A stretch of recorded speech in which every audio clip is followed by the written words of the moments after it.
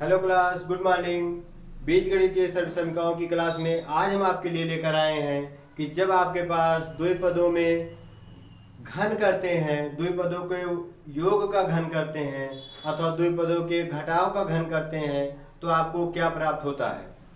अभी तक हमने आपको बताया बीजगणितीय सर्वसमीकरणों की क्लास में कि पदों को पहचानते कैसे हैं, बीजगणितीय पद कैसे होते हैं, उनका वर्ग कैसे करते हैं। आज हम सर्वसमीकरणों के माध्यम से बताएंगे कि अगर आपको दो पद मिल रहे हैं, दो पदों को योग हैं और उसका घन किया जाए, घन से तात्पर्य हमारा यहाँ पे है घात 3 से। अभी तक हमने आपको बताया था कि आप वर्ग कैसे करते हैं। वर्ग से क्या तात्पर्य होता है क्लास? वर्ग से तात्पर्य होता है घात 2 से।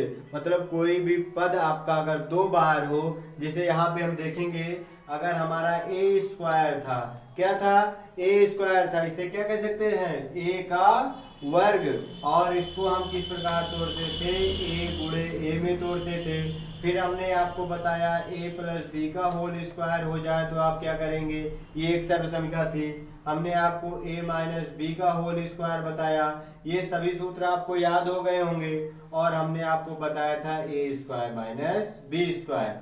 ये क्या है? इसको क्या कह सकते हैं? इसको हम कह सकते हैं किसी पद के वर्गों का अंतर, बीजगणितीय व्यंजकों के पदों में वर्गों का अंतर। इसे क्या कह सकते हैं? इसे कह सकते हैं अंतर का वर्ग। आप बिल्कुल ध्यान से समझिएगा, इसे क्या कहेंगे?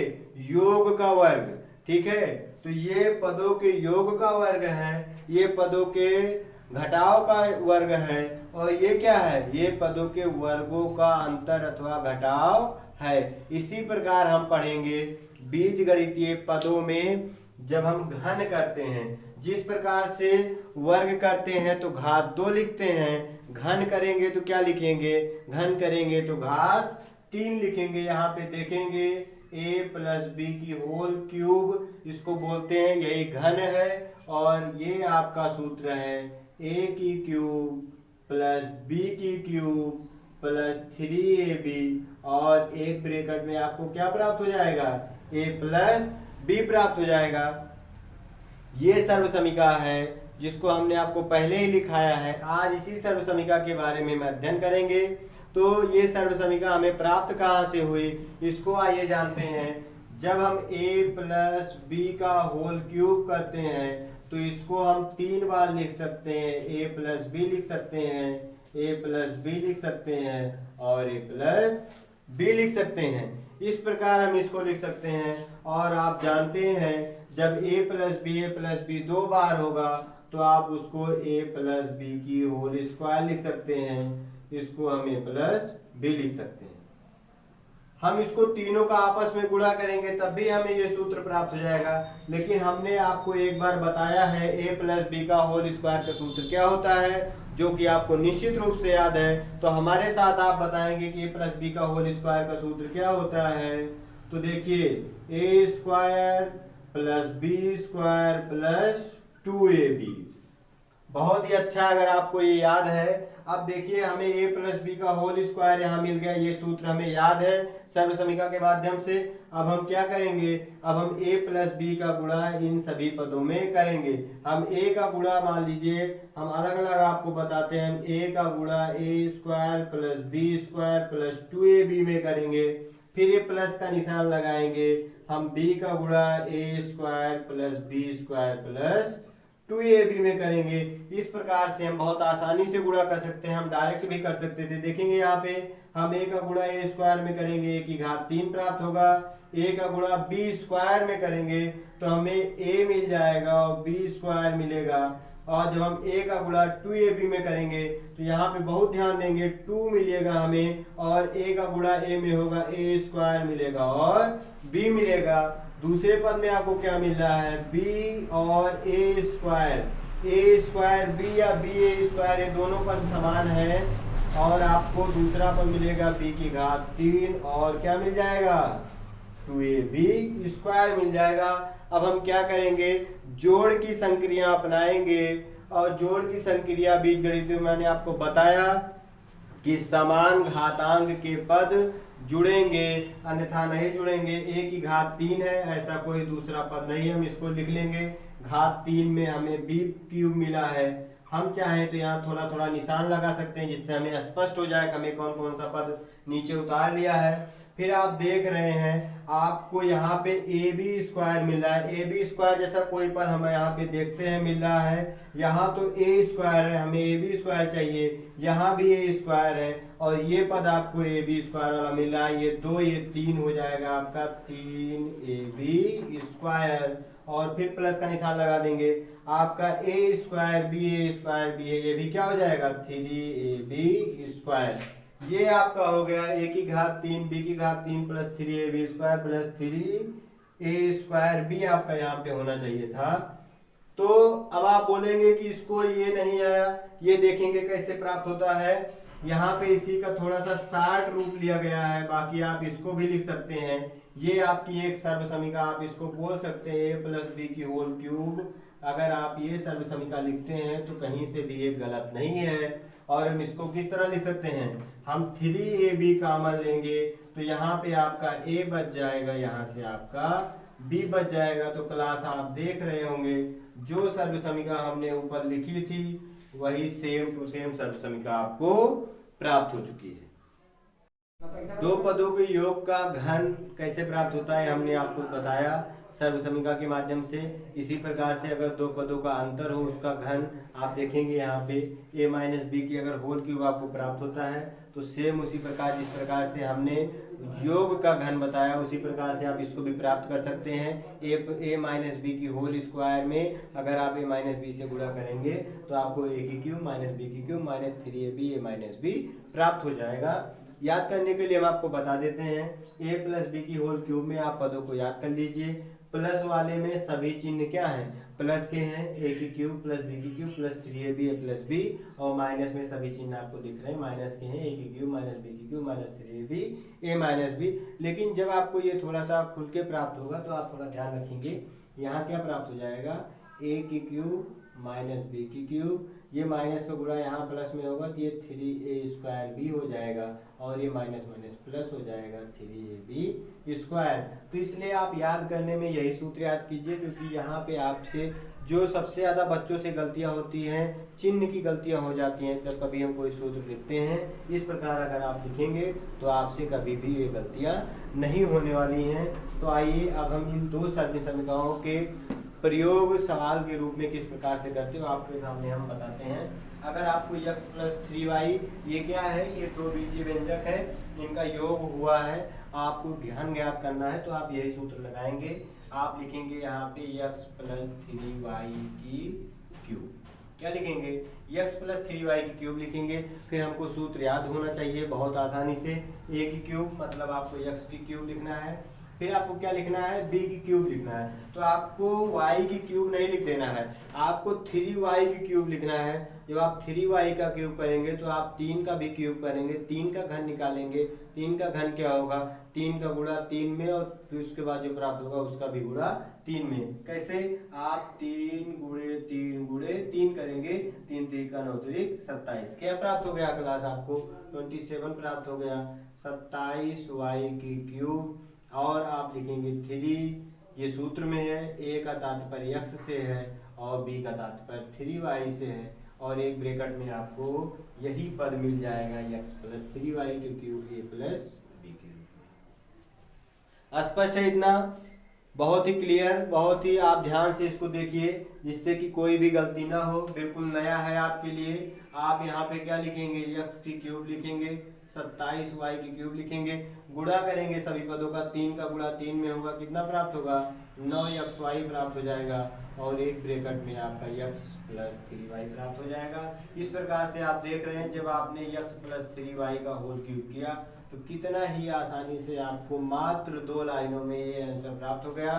अगर आप इसको एक सवाल से 2 सवाल 2 से 3 करते जाएंगे तो आप एक लाइन में भी सर्वसमीका का प्रयोग करते हुए उत्तर प्राप्त कर सकते हैं। आइए हम एक माइनस का सवाल देख लेते हैं। जैसे मान लीजिए आपका ये 2x माइनस 3y हो, क्या हो 2x माइनस 3y हो, इसका घन आपको निकालना हो, सेम वही प्रक्रिया होगी। ये आपका 2 का गुणा 2 में, फिर 2 गुणा उसमें 2 में, तो 2 का गुणा 2 में 4, 4 का गुणा 2 में 8 मिल जाएगा आपको x की क्यूब माइनस वही 27y की क्यूब, और आप क्या लिखेंगे, हमने आपको बताया कि माइनस में सभी चिन्ह माइनस के होंगे, तो -3 गुणे आपका 2x गुणे 3y और एक ब्रैकेट में 2x minus 3y। Same to same वही प्रक्रिया आप करते हुए जा रहे हैं, केवल आपने चिन्ह का ध्यान दिया।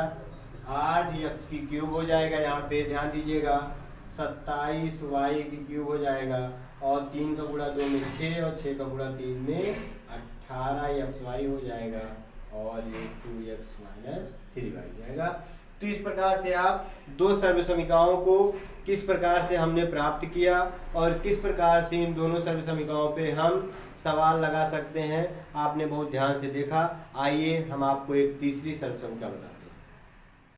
आइए एक सवाल के माध्यम से हम आपको सर्व समीकरणों को पुनः समझाने का प्रयास करते हैं। देखेंगे, अगर आपको सवाल दिया है इस तरह से, यदि m + 1/m = 3, कितना है, m + 1/m = 3, तो m की क्यूब प्लस 1/m की क्यूब का मान ज्ञात कीजिए।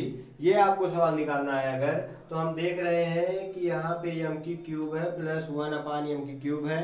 हम जब आपको सर्व समीकरणों का सूत्र बताए थे तो a + b की होल क्यूब बराबर हमने बताया था a की क्यूब प्लस b की क्यूब। तो आपको यहाँ a की क्यूब प्लस b की क्यूब का मान निकालना है।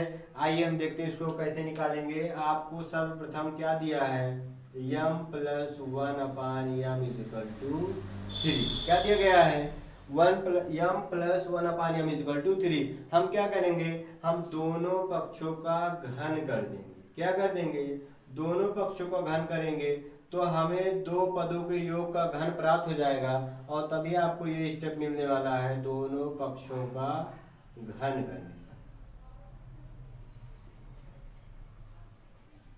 पक्ष से क्या तात्पर्य है, पक्ष से तात्पर्य है ये जो बराबर का निशान है, ये उधर आपको जो 3 लिखा है ये दायां पक्ष है, और जो m + 1/m है ये आपका बायां पक्ष है।